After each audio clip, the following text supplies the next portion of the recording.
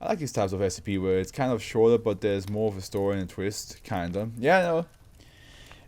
When an SCP is short, I always like if there's like a little bit of like, you can think further by yourself, but and it aids you to do so. It aids you to like be like, hey, I'll sprinkle some good stuff here that makes you like slowly but surely make your own conclusion. But I won't out loud say it. There's definitely like you could like imagine a lot more with it. Like it makes you go like, oh, I want to like think about this and like what else could happen.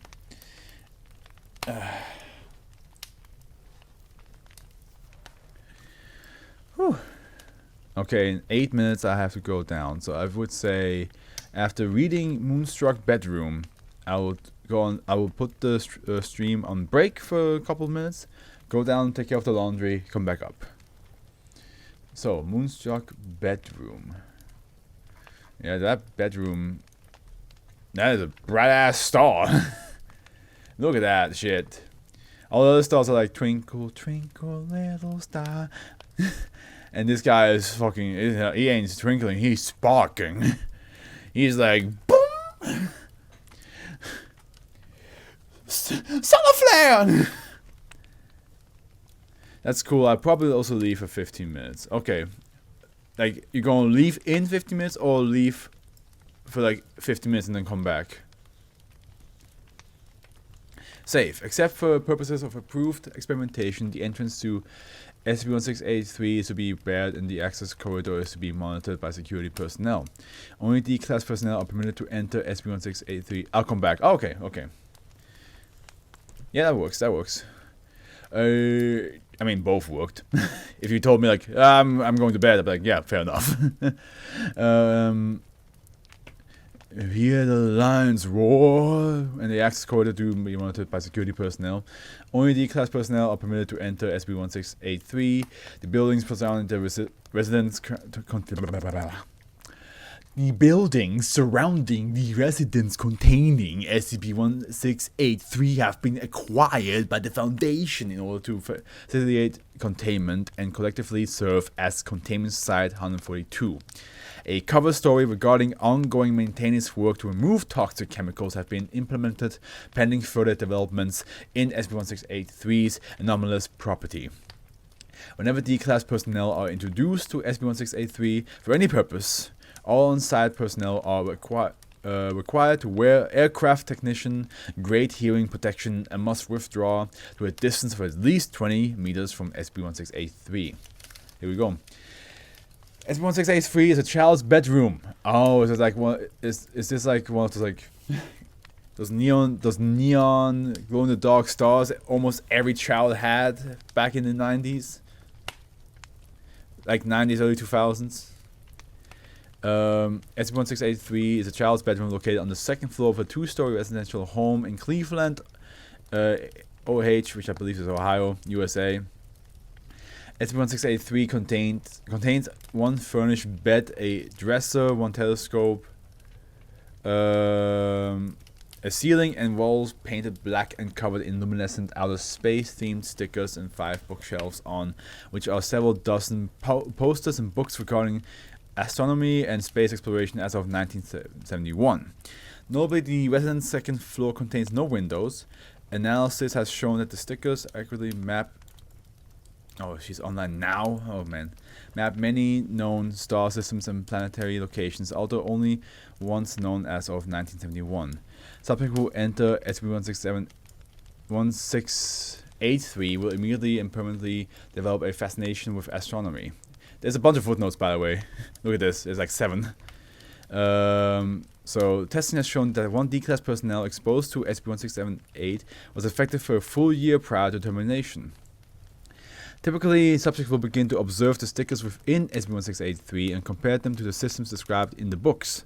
This behavior occurs even with illiterate subjects. As the subject continues to observe the stickers will adopt a conformation accurately representing whatever stars, planets, and asteroids are visible in the sky over SCP-1683 at the moment. This continues to be the case even when observed during the day, or during weather phenomena which would otherwise obstruct astronomical observation. The sticker conformation continue to adapt as long as they are being directly observed by a live human. Testing with paralyzed D-class personnel are shown that stickers representing the various phases of the moon will appear to and disappear at the appropriate time. Oh yeah, this was written back when D-class terminations were still a thing. Well, is that not a thing anymore?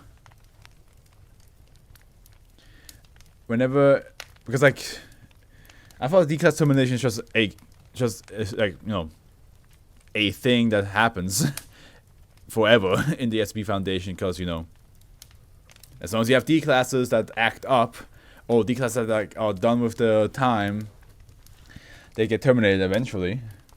Unless there's like a D-class shortage, as we just read before, that makes them like, no, we can't get rid of them. Whenever any side human makes skin contact with the telescope, SB16A3 becomes active. This has been found to include subjects who are blindfolded, legally blind, or blind in one eye.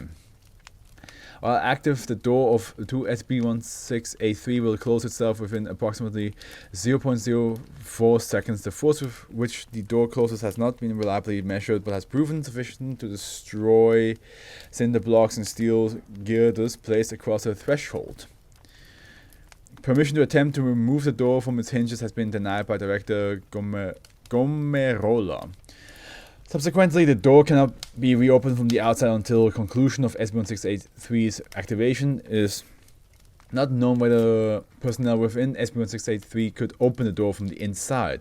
Well, monthly termination, I mean, someone realized if they killed off all D classes every month, you're gonna run out of death row inmates very quickly.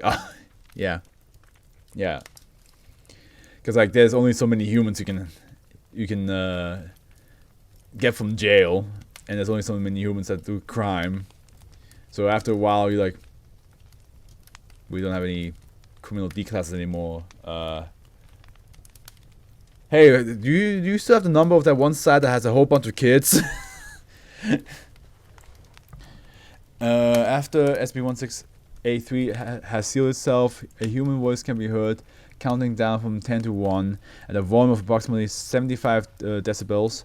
Voice analysis identifies the speaker as the subject who triggered the activation event.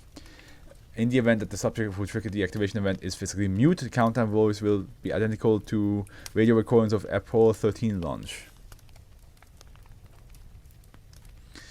Now footnote, during experiments involving multiple subjects entering SB1683 simultaneously, the cognitive hazardous effects of SB1683 had made it impossible to instruct multiple subjects to simultaneously touch the telescope.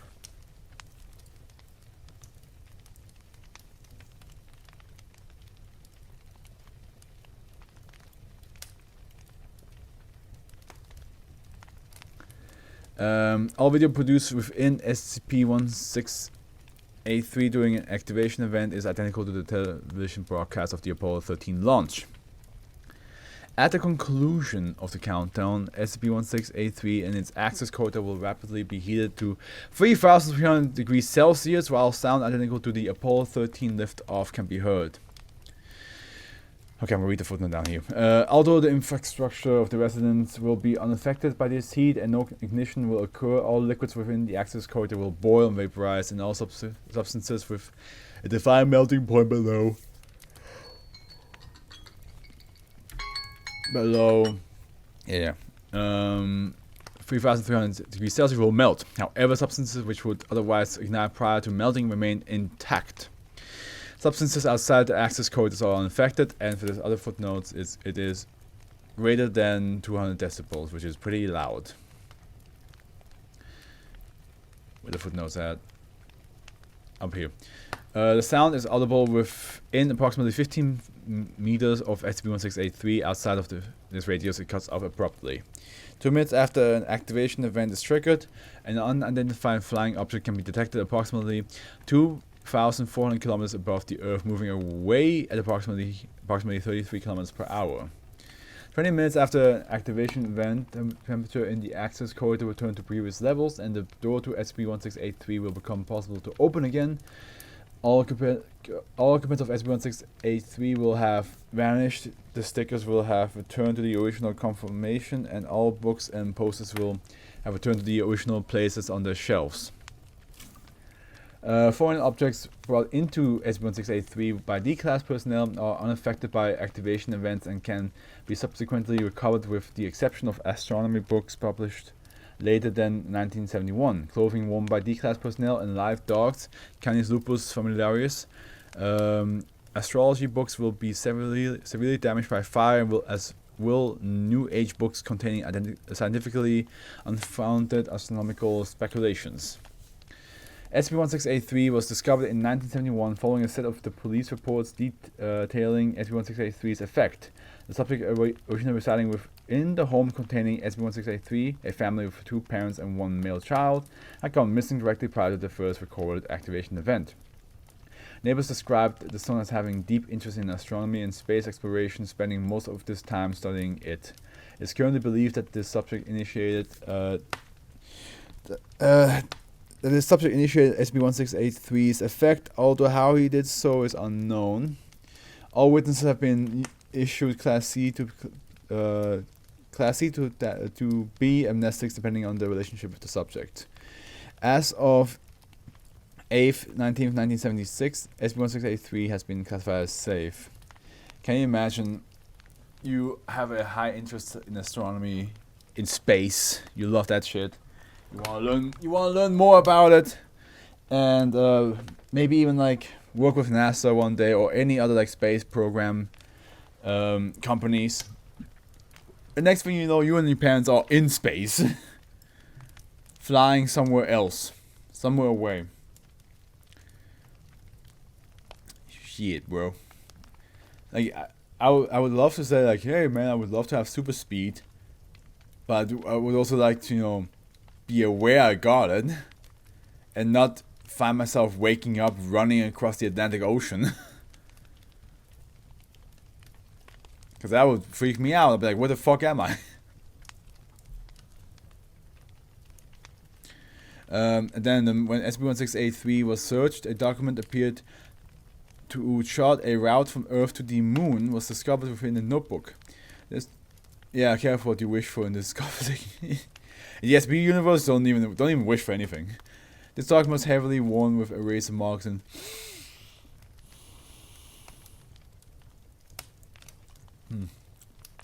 changes indicating that it had been significantly altered several times prior to being discovered. In addition, this writing was discovered on the opposite side. If there had been a giant leap for mankind, why am I still wasting time here? Tomorrow is waiting and everything is set. Scopes are set up and the stars are there watching. I'll see them soon. Who the fuck is saying this? Addendum. On the 9th, 18th, 2008, Foundation satellites orbiting Saturn received a transmission believed to be related to SCP-1683. Hello? Can you hear me? I need to take them back. You're the ones who... Static. The others, right? You know how it works, so... Static. And didn't change anything or... Static. Need you to please listen carefully. Take 2 minutes of transmission are indecipherable. Or even Neptune, they're not static. Don't belong here. I know some of your people are static. O's are fine. And dogs are static. Or my parents just static. Static. A mistake. I'm so sorry. Static. Egg. Them back, please, before they hurt themselves again. Hey, man. We got these humans up here flying with us, and we kind of thinking we don't want them around. You know, we kind of want. This was meant to be a solo trip. So please, can you like get them back somehow? No, we can't because we can't. We don't even know where you are. Well, you don't have a GPS. So of course you have a GPS, but we're only for Earth, not for space. There's a difference. All right, I'll be right back. It will take me around. It shouldn't take me more than like 8 minutes to quickly take care of laundry. So I'll be right back.